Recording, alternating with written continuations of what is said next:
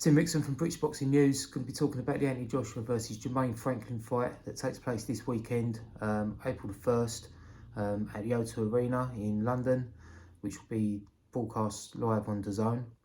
So I'm going to be quite quick this one because obviously there's going to be a lot of stuff during fight week talked about these two guys.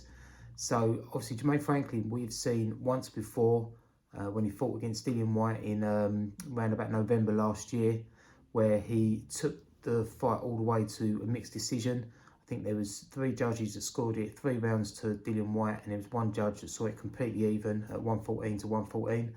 So obviously in his first ever UK debut, his first fight abroad away from America, this Michigan boxer came over here, gave a good showing of himself.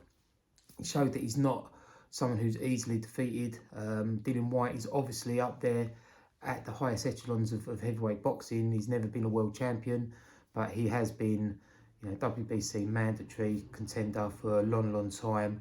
Obviously, he's a world title contender because he fought against Tyson Fury, albeit in a very, very one-sided and short fight, which saw him knocked out. So, obviously, to sort of get a sort of a defeat with a mixed decision, a close fight with Dillian Whyte shows that you're up there with that kind of level, but he didn't look like a world beater, let's be honest. I was impressed with him, but he didn't look like a world beater. But he looks like somebody who could mix it at the highest level. So against Joshua, I'm expecting him to do himself proud like he did against Dillian Whyte.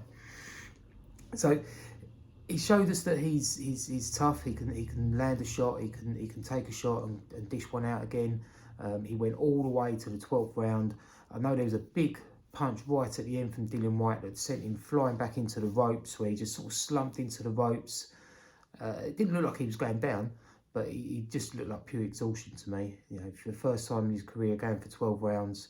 And obviously those 12 rounds, first time in his career, first appearance abroad, it's only going to obviously benefit him and make him come back to this fight a better fighter. So I am expecting to see a very much improved Jermaine Franklin from what we saw against Dillian Whyte. So I think that's obviously going to be a harder test for AJ straight away. So yeah, he landed jabs from body to head quite well, so it shows that he can vary his shots, and he's also got a bit of intelligence and a bit of ring IQ. He held his feet quite a lot against Dillian Whyte, so when Dillian Whyte came in with power punches, he held his feet and he fired back strongly. He was very adamant. He always wanted to show when he took a big shot that he wasn't hurt. He wanted to show Dillian Whyte, he wanted to show the crowd as well. So as soon as he took a couple off Dillian Whyte, a big body shot or whatever, he fired back to show that he wasn't hurt. So he's obviously got a lot of heart and a lot of pride. So he's going to be a hard opponent for Anthony Joshua to break down.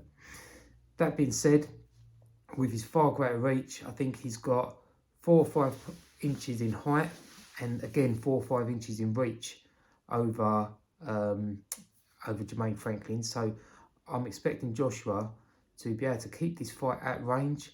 That's got to be the cleverest thing to do. Keep the fight at range.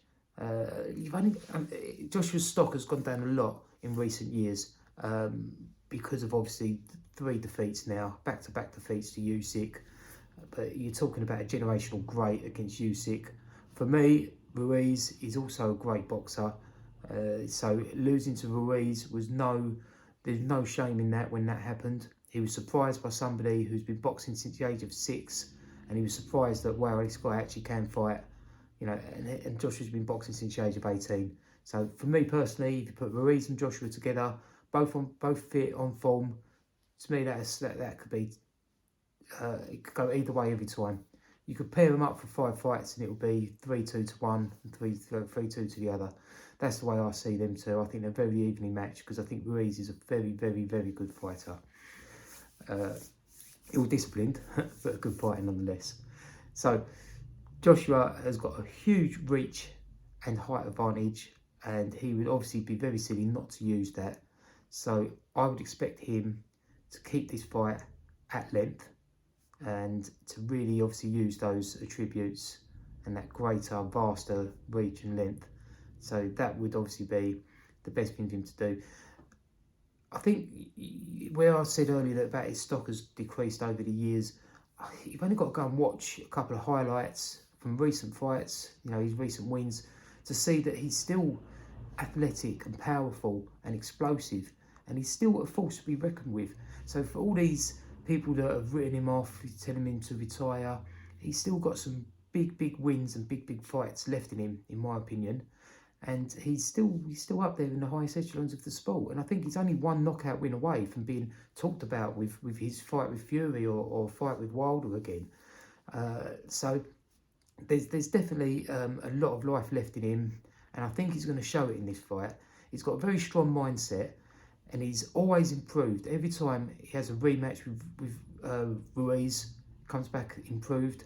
You know, albeit an ill-disciplined Ruiz, but he showed a very good game plan, and he exacted it to the letter that night in the Middle East to obviously right that wrong.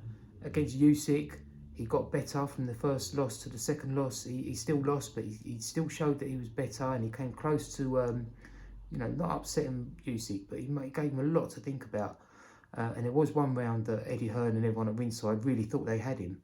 So that shows he was obviously vastly improved from the first fight to the second fight. Obviously it ended in a loss still, because you're talking about one of the greatest fighters of our generation. So there's no shame in losing to Usyk. As my opinion is, there's no shame in losing to Ruiz either. So I think we're going to see AJ improved again, because he's still learning. He's learning on the job. He's still improving every day. He's now going to have completed the training camp with a new trainer. So with Derek James, he would have experienced probably the best training camp of his career, I would have thought. A world-class, professional, elite training camp. So that's going to be another reason why I think he's going to be improved. I think that he could come into this fight. He sort of alluded it to already, you know, in the build-up to his fight, that he's going to be patient and methodical.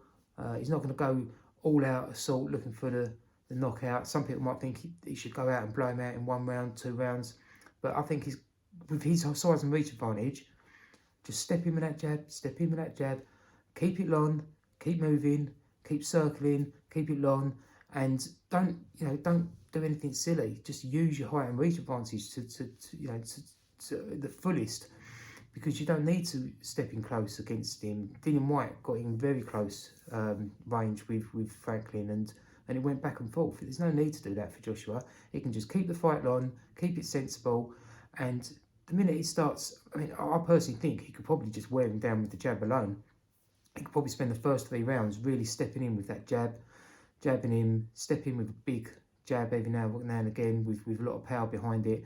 You know, he's a tough guy, but you could start to mark him up over the course of 2 or 3 rounds of non-stop jabs to the face, and you could start to wear him down, exhaust him, and then you can obviously increase the combinations, you know, to 1-2s and 2s and 3s and 3s and 4s, and then you could start loading up more power in those punches as well.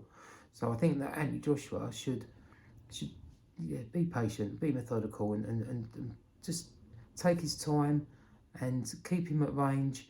And then when he sees a bit of weakness, or he sees a little bit of something there, then start to increase the power and the numbers of punches he's throwing.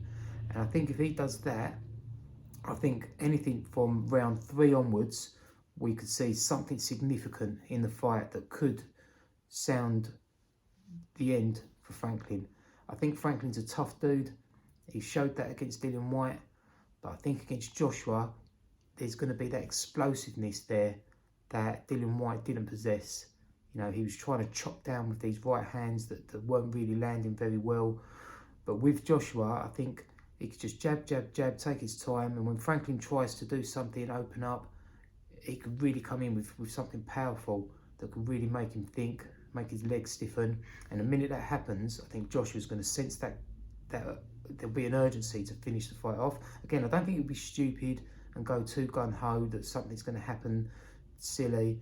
I think he'll be, if he sees that, he'll want to take it, because he hasn't had his arm raised for a little while now. So he's going to be missing that feeling of a win.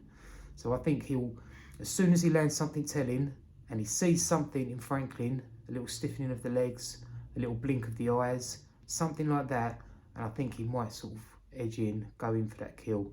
So I personally think Joshua, he's going to win by knockout from round 3 onwards. I don't believe it goes anywhere towards the championship rounds. So I don't believe it gets to round 9. So I think anything, I know that's quite an extensive gap there, but I think anything between rounds 3 to 9 is going to be a knockout to AJ. Thanks for listening. Take care.